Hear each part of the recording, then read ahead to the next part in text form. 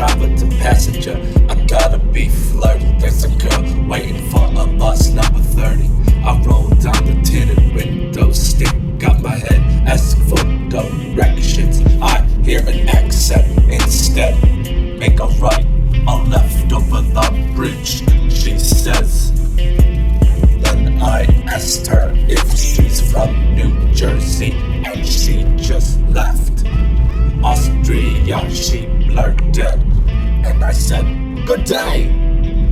Got in the driver's seat and went on my way. I'm a limousine driver, that's my occupation. I'm always professional, I'm always behaving. My next client's request, I pull up to her estate and knock on the door, let her know who I am. She opens up the door, I feel my hand. My head starts to spin, I hear the music in my mind. As she goes and gets her things, now she's riding with me. I nervously ask her quickly, why you going to the airport, flying somewhere nifty, nifty? She told me she's going to Aspen. We pull up, she gives me 50. I tell her straight up, I can't accept that, and I drop her bags. Ask for a hug, she looks at me in a daze. I grasp her tight, I grasp her close. She tried to speak, I shushed her voice. Just go. She walks away, I'm feeling cold and lonely, watching her walk through the terminal like a creep. I bust out in song as I drift into her pace, looking through the window, fixed on her and not the planes. Goodbye, my love. Then I ran the station wagon, smashed the car. She looked out at the commotion and gave her a wave. She smiled and continues on her way. But that's not all, man. She left her bag in the terminal. Shit, man. I run for the bag, slide through, make my grab, run through the airport like a total spaz. Make the gate, run right through, fall on the landing pad. Ugh, stiff as a board. I feel the aches in my back. The next thing you know, I'm riding in the back of the cab. Walk up to my apartment, past the boy who's handicapped. People pissing on the floor. This place is really bad. My roommate comes through and meets me down the path. He asked how my day was. I said it wasn't bad. I just fell off the jetway again, but not too bad. Then he notices I got an extra bag. What's in the bag, yo? What's in that bag? It's a love memento, and then I told him the rest. She actually talked to me, man. She got excited nonetheless. She pulled me in like a tractor beam, sucked me right in. She even talked to me about the worm farm and all that shit. Our ultimate goal is to open up a pet shop and be legit.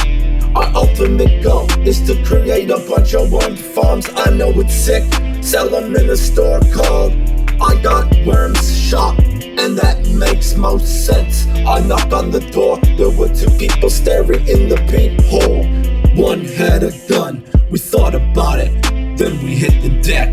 We haven't paid the gas bill since I don't know when, and these two were trying to collect. So we bailed out the window through the alley, risking our fucking necks. We look for new jobs, fucking 40 hours a week. Who has time for that shit? Not me. We both got fired today, what a loss. Here's the last of our dough, we need some good old sauce. I told you how I lost mine. Harry's was even more nuts. He spent his life savings turning his van into a dog. Bought a doggy outfit and appealed to all the snobs. Doggy grooming by Harry, just another job. Had 5 dogs together in the back of the truck. Picked up some food, tossed it all back. Doggy shows at 10, oh shit.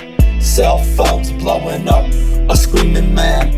Where you at? You ain't here, what's the deal? Get a move on it, and Harry started to peel out into the streets, hitting jumps like Shaquille O'Neal. Cars flying up a hill, Harry loses control of the wheel. Hits the final street, dogs and food sliding, tires making squares, pull up quick. The client emerges, she's fucking pissed. Where have you been? Bitches. That. He's tardy. It's whack. Then he goes down his list. I bathed them, encrypt them, I fed them all ribs, yeah. Opened up the hatch, and every dog was a fucking mess. Condiments and mustard stains, with the slight smell of fish. Mud cuts was a failure, what we gonna do next? Cause we lost our jobs today, and we live like slobs. As long as there's booze, we will shine forth. Back on top, Harry stays behind and goes into the room. On the way to the store, Lloyd walks, case of beer in hand with balloons. Large cowboy hat on his head, he looks like a Looney Tune. Stops at a newsstand and gazes into something new. Ew, ew, ew, Rhode Island slut.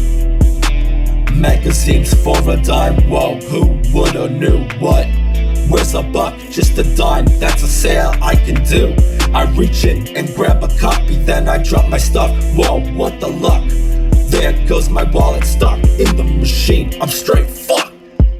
Then a little old lady comes around the sidewalk, almost runs me over, but she stops and she halts. I ask her boldly, I ask her with ease, if she had some change so I could break a buck, please. She apologized, said no change on me, I was having a rough night. Could she watch my things so I could go break $1 at the coin machine? But something was not right, no, something was not right. I came back, she stole all my beer, my wallet, my worst fear. No old lady in sight, that bitch even called me dear. I must have offended her somehow, should've kept my beer. I'm gonna end the night, explain to Harry everything that I just feel. I hope there's no fight. I tell him I got robbed, he started whining, started to sob. When we were ducking out earlier and looking for jobs, they busted in the joint and ripped my Birdie's head off. It's bad, enough's enough, I've had it with this dump.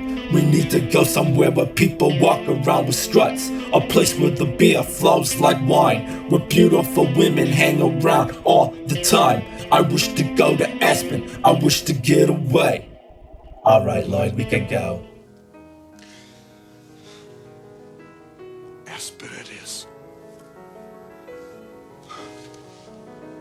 Better not be fooling.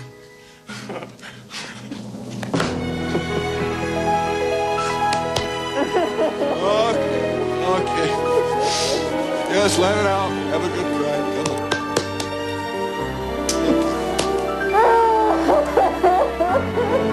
Okay, that's enough.